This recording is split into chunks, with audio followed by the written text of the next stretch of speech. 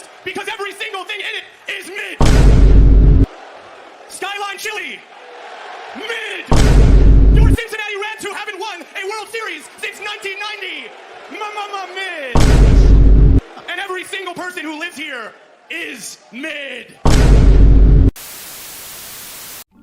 It's been over 2 months since the ending of Stranger Things Season 5 and Stranger Things as a show as a whole. But there is one thing that I've always wanted to talk about that I unfortunately just didn't have the time to talk about when it was going hot, and that is Conformity Gate. I want to talk about Conformity Gate, not that it was real or it's false or could it be real, could it be wrong. Obviously it was proven false, and I am going to talk about how it was proven false when I explain the theory.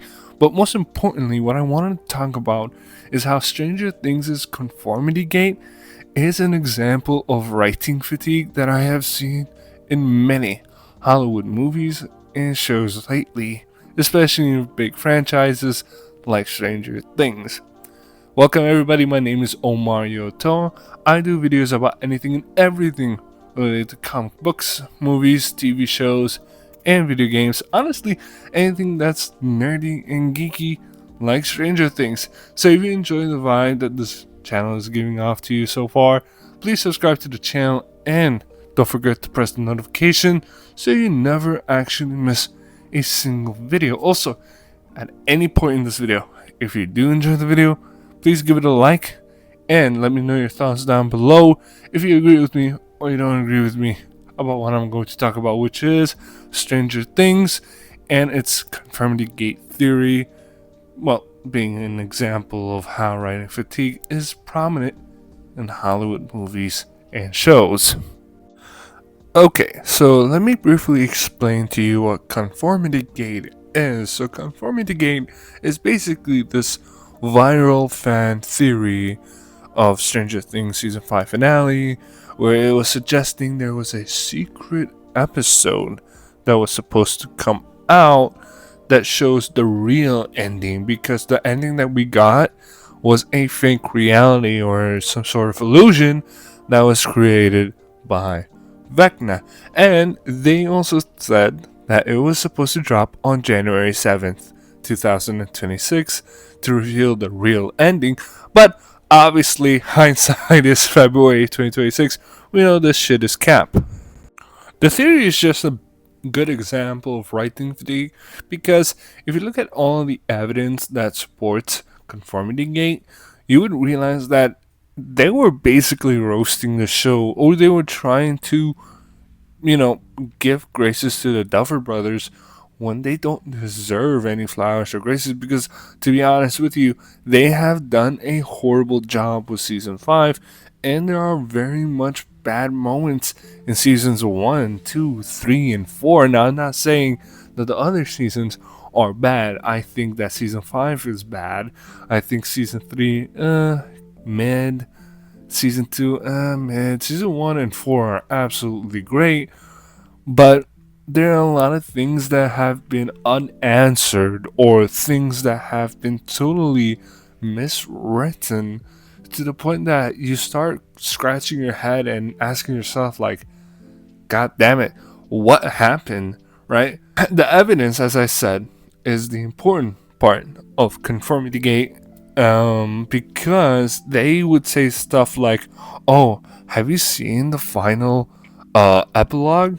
It's so weird. And I agree, the epilogue was very weird, but they try to justify that epilogue, saying, oh my god, the epilogue is really good. The finale against god damn it, I forgot the name of the monster.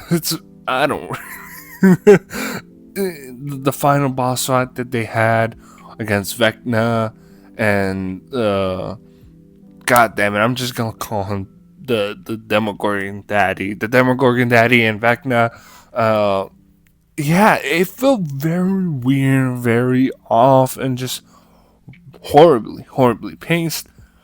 And when you look at things like, oh, why did he have 12 children?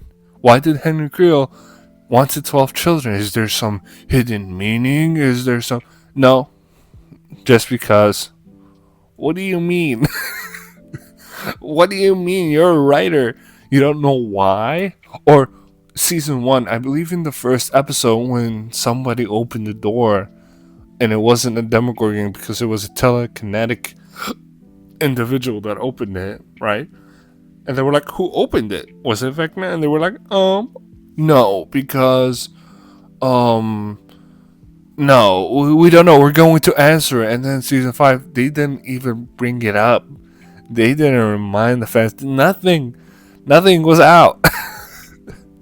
And the thing is that a lot of writers and directors and TV show runners, when they upload something bad, such as the season 5 of Stranger Things, or say a horrible movie, or say, I don't know, a lot of projects from the MCU, people try to justify these horrible projects and say, no, they're actually good because you have to think outside of the box.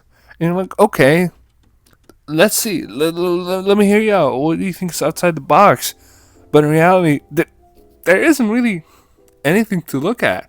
Like with Conformity Gate, like you're just critiquing. If you listen to anybody who has been explaining it for like hours and hours, you would see how flawed this show is, right?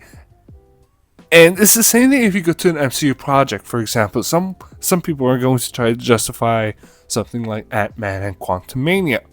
When you ask them, okay, let me see how you justify that, right? They might say, oh, this is a good scene. It's good that Ant-Man beat Kang. Why is that a good thing? Oh, because for later movies, it's gonna be a huge callback. And no, it's a horrible. I don't care about the future. I want to care about the movie now. I paid to see this movie.